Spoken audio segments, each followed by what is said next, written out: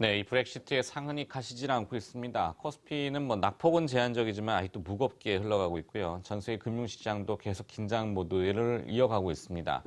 이 브렉시트의 당사국인 영국, 그쪽의 전문가를 좀 연결해가지고, 그 현재 나가 있는 전문가는 아닙니다만 영국 전문가를 좀 연결해봤습니다.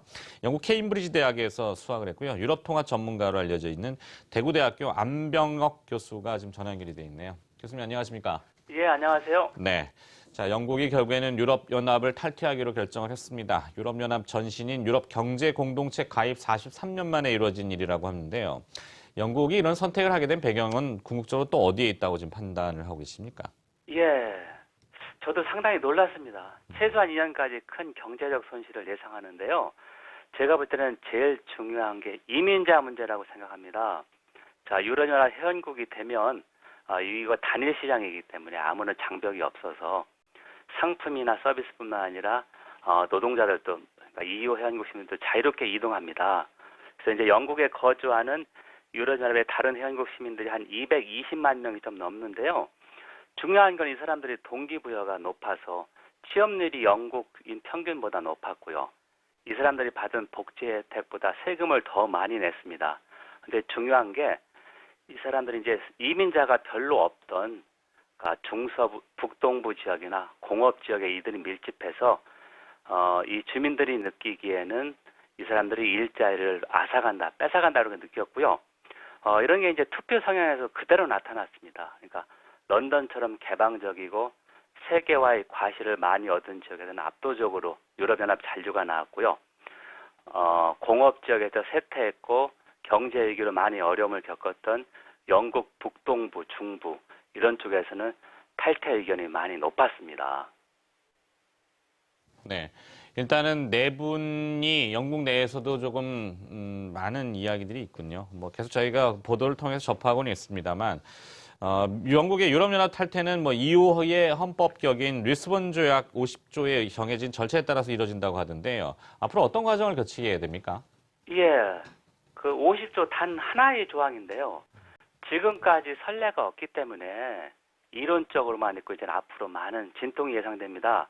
그래서 이제 우선적으로 영국이 탈퇴 의사를 유럽연합 정상회의, 그러니까 유럽 이사에 전달하면은 탈퇴 협상을 갖고 2년 안에 탈퇴를 마쳐야 되는데요. 영국이 43년간 유럽 통합에 몸담았기 때문에 관련 조약이나 규정만 해도 8만 페이지가 넘습니다. 근데 이것을 2년 안에 현실적으로 바꾼다는 건 좀 불가능하다고 생각하고요. 근데 이제 이걸 연장하려면 협상을 나머지 27개 나라가 전원 찬성해야 됩니다. 그래서 전원 찬성하지 않을 경우에는 탈퇴한 걸로 본다 이렇게 해서 상당히 강제 규정이 있고요.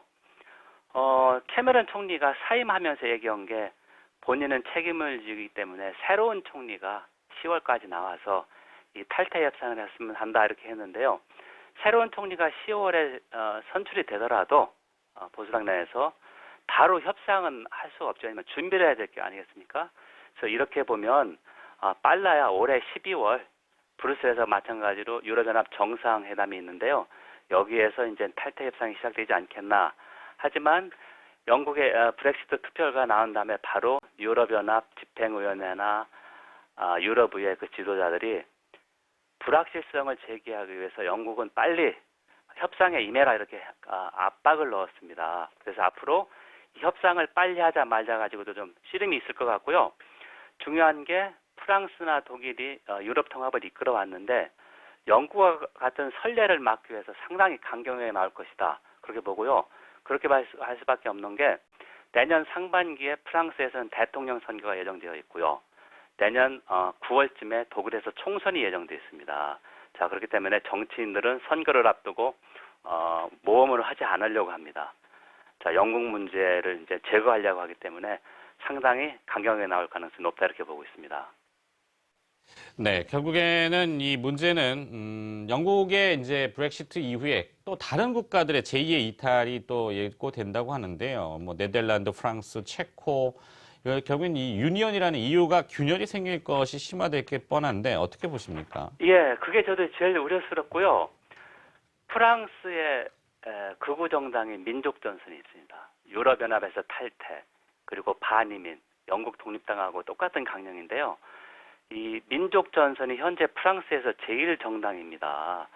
자, 그렇기 때문에 프랑스가 독일과 함께 유럽 통합을 이끌었기 때문에 제일 우려가 되는데요. 반면에 유럽 통합이라는 것은 위기를 극복해서 지금까지 진전이 되어 왔습니다.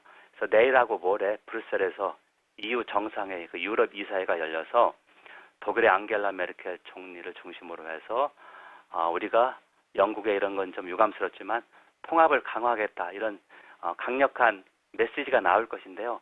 하지만 현실은 쉽지 않습니다. 난민 위기는 잠시 소강 상태입니다. 터키하고 협약을 했기 때문에 잠시 소강 상태이고요. 그리스 경제 위기도 물밑으로 들어갔을 뿐이지 아직도 진행 중입니다. 그래서 분명히 통합을 강화하려고 하는 그 구심력이 있겠지만 지금 현실을 보면 원심력이 강하다. 그래서 저도 좀 이게 좀 우려스럽습니다. 그래서 이제 앞으로 유럽발 리스크가 계속해서 좀 돌출하지 않겠나 이렇게 생각합니다. 확대해 보면은 그동안 이제 미국과 중국, 유럽 연합 이렇게 삼각 구도였는데 유럽 연합의 균열이라는 것은 이 삼각 구도의 또 균열을 야기할 수도 있다라고 확대 해석할 수도 있는데 여기까지는 너무 과대 해석인가요? 아니, 저도 이제 그런 방향은 맞다고 보고요. 왜냐하면은 미국하고 유럽연합이 서구의 그 주연하고 조연으로서 기존의 국제 질서를 유지하고 기득권을 누리던 그런 세력인데요. 중국을 중심으로 해서 러시아가 이제 이런 국제 질서에 이제 도전을 하고 있지 않습니까? 자, 이런 상황에서 유럽연합이 단결을 해도 시원치 않은데 지금 유럽연합의 한 축 중심 국가가 이제 나가는 거거든요. 그래서 이제 유럽연합이 조금 분열상을 보인다. 미국도 지금 상당히 양극화된 사회입니다. 도널드 트럼프라고 하는 공화당 대선 후보가 영국의 유럽연합 탈퇴 지지자와 비슷하게 상당히 그 포퓰리스트고 장벽을 쌓으려고 하는 사람입니다. 그렇기 때문에 앞으로 국제 질서에도 좀 계속해서 변화의 움직임이 있다 이렇게 생각합니다. 네, 이 브렉시트 쇼크 이후에 흔들리는 유럽 경제에 대해서 살펴봤습니다. 대구대학교 국제관계학과 안병옥 교수가 수고를 해주셨는데요. 고맙습니다. 예, 감사합니다. 네.